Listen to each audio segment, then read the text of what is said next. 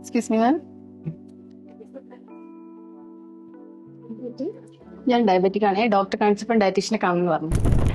Tension ആവേണ്ട, ഇത് നിയന്ത്രിക്കാവുന്ന ഒന്നാണ്. അതിനായി ഫസ്റ്റ് നമുക്ക് ഡയബറ്റിക് എന്താണെന്ന് മനസ്സിലാക്കുകയാണ് വേണ്ടത്. ഡയബറ്റിക് 3 ടൈപ്പ് ഉണ്ട്. അതിൽ മിക്കവരിലും കൂടുതലായി കാണുന്നത് ഇതുപോലത്തെ ടൈപ്പ് 2 ഡയബറ്റിക് ആണ്.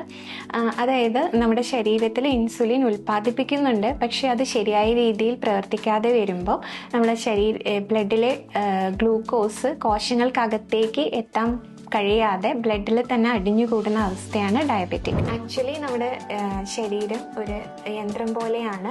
എല്ലാ സിസ്റ്റവും കറക്റ്റായിട്ട് വരുമ്പോഴാണ് ആരോഗ്യം നിലനിൽക്കുന്നത്. അതിന് പ്രധാന പങ്ക് വഹിക്കുന്ന ഹോർമോണാണ് ഇൻസുലിൻ. നമ്മുടെ ബ്ലഡിലുള്ള ഗ്ലൂക്കോസിനെ അല്ലെങ്കിൽ പഞ്ചസാരയെ കോശങ്ങൾക്കുള്ളിലേക്ക് എത്തിക്കുന്ന താക്കോലാണ് ഈ ഇൻസുലിൻ.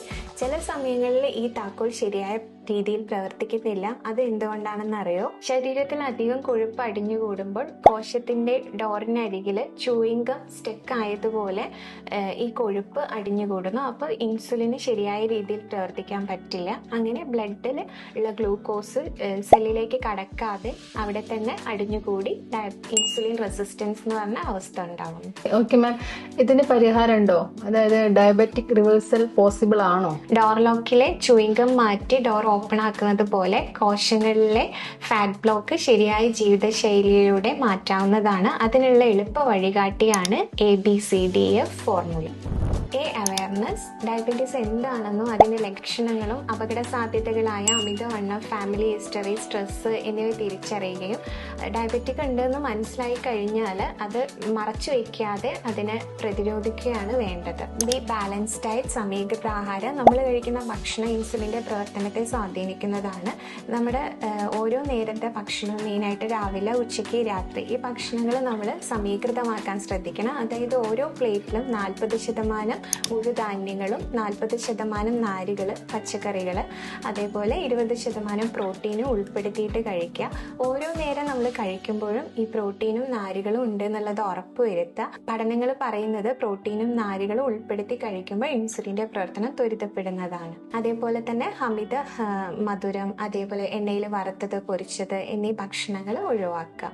കാർഡിയോ, വ്യായാമം. ശാരീരിക പ്രവർത്തനം നമ്മുടെ ഇൻസുലിൻ റെസിസ്റ്റൻസ് കുറയ്ക്കാനുള്ള ഫലപ്രദമായ മാർഗ്ഗമാണ്. ഡെയിലി ഒരു 30 മിനിറ്റ് എക്സസൈസിനായിട്ട് മാറ്റിവെക്കുക. അതായത് ആഴ്ചയിൽ ഒരു 150 മിനിറ്റെങ്കിലും എക്സസൈസ് ചെയ്തിരിക്കണം. അതിനായി യോഗ, സ്വിമ്മിങ്, വാക്കിംഗ് അതൊക്കെ സെലക്ട് ചെയ്യാവുന്നതാണ്. ഡയഗ്നോസിസ്.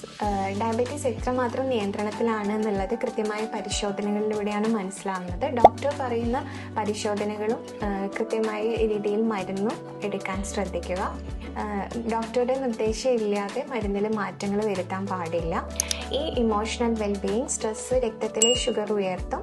ഉറക്കം അത്യാവശ്യമാണ്. ഡെയിലി 7-8 മണിക്കൂർ ഉറങ്ങാൻ ശ്രദ്ധിക്കുക. അതേപോലെ യോഗ, മെഡിറ്റേഷൻ എന്നിവയും പ്രാക്ടീസ് ചെയ്യുന്നത് സ്ട്രെസ് കുറയ്ക്കാൻ സഹായിക്കുന്നതാണ്.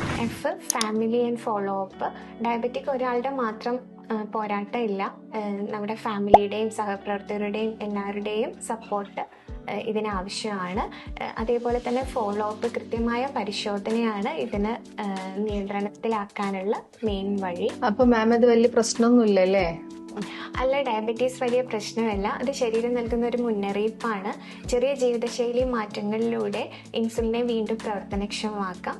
ഈ വർഷത്തെ വേൾഡ് ഡയബറ്റീസ് ഡേ തീം തന്നെ ഡയബറ്റീസ് വെൽബീയിങ്, പ്രത്യേകിച്ച് വർക്ക് പ്ലേസിലെ വെൽബീയിങ് എന്നാണ്.